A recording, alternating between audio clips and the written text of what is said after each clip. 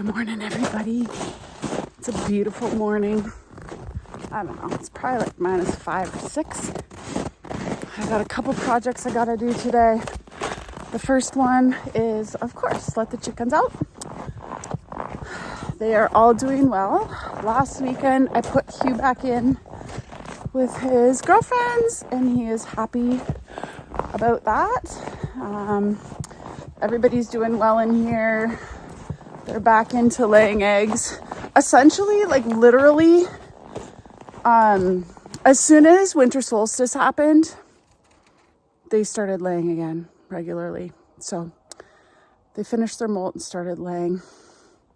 Yeah, so we're back in eggs, which is nice. Let's see. Sunrise was beautiful this morning. We had pouring rain in the middle of February this week. Very strange. Good morning. Good morning, everybody. How did you like your apples yesterday? Yeah. There you guys go. Everybody good? I'll leave your door open today because I think it's supposed to be nice so you guys can get out and get some sunshine, vitamin D. In the winter time, I always make sure, well, all the time actually, that they have 2 feeders, and that way the hens at the bottom of the pecking order can still get some snacks and treats. But these ladies are pretty happy, and Huey. So I am going to leave the door open for them. They don't really like the snow, but they have been coming out just into this little area. So we'll leave that open for them today. I'm going to go back inside. I want to show you guys something. First project of the day is one due to my neglect. Okay, here we go. I wanted to show you, we're going down into the dungeon. No, really just the basement. I want to take you into the pantry and show you something. This is a result of my neglect, and I probably should have thought about this or done this right from the get-go, but I'm going to show you. Uh-oh. Yeah, so a lot of my onions have sprouted, which is not good. Like, look at that one. And I have seen it, so I'm not going to pretend that I haven't been down here at all. I've seen it and just haven't had time to deal with it.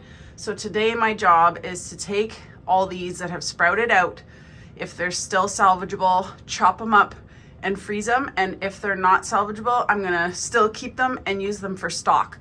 I have probably 4 roaster ovens full of bones for stock. So that's got to be sometime soon here. I just don't have time with work. So I'm going to have to try and make that happen. But okay, let's try and get these down.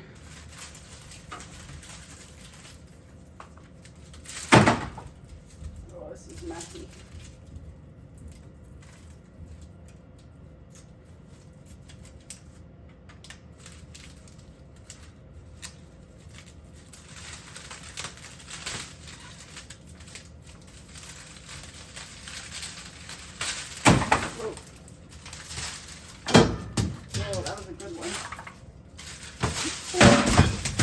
Wow, it's my own fault that I was pulling on them.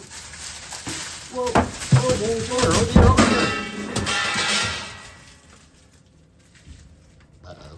This is making me grumpy because I worked hard to grow all these and to store all these, and I don't know how many of these are going to be salvageable. So let's take them upstairs and see what we can do. So I have a lot of stuff downstairs that is not doing well. I found a butternut squash on its last legs. This is all right because the chickens will love it.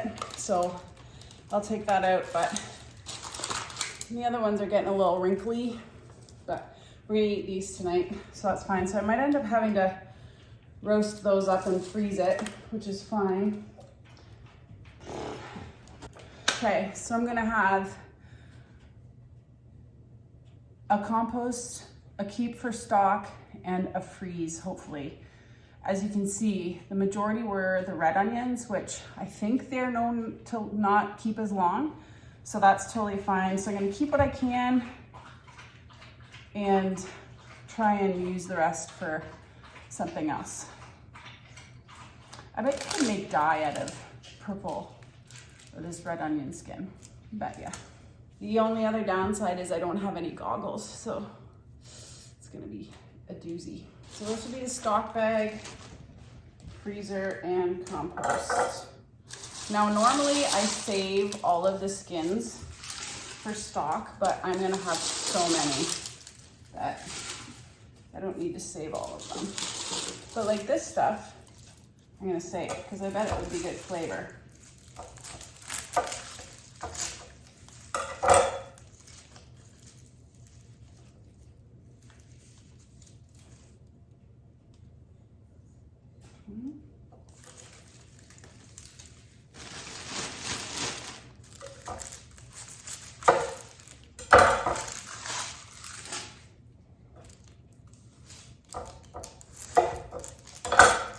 See that in the inside?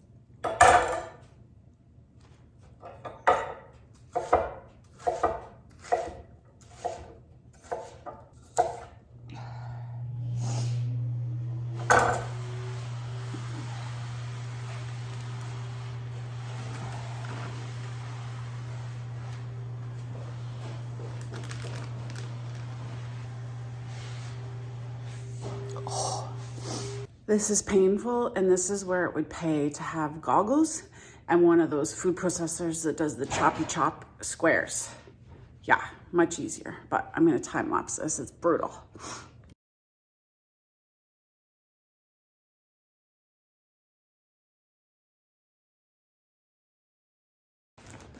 All right, well, that was a lot of chopping, a lot of tears were shed, mostly from the onions, but a little bit maybe from, you know, my lack of attention to our food stores. I got 3 bags of white and 3 bags of red onions. So these are gonna be great for making soups or even for doing stir fries and things like that, just thawing them out and tossing them in a pan.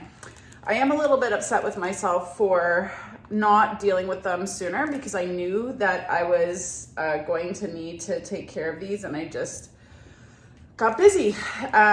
Just like today, I'm rushing to do this so I can get outside to work on the sugar shed. So anyways, glad I finally got it done because I would have been sad if more of them went to waste. There were a bunch that I just were too far gone that I couldn't get anything off of, but glad to at least have this.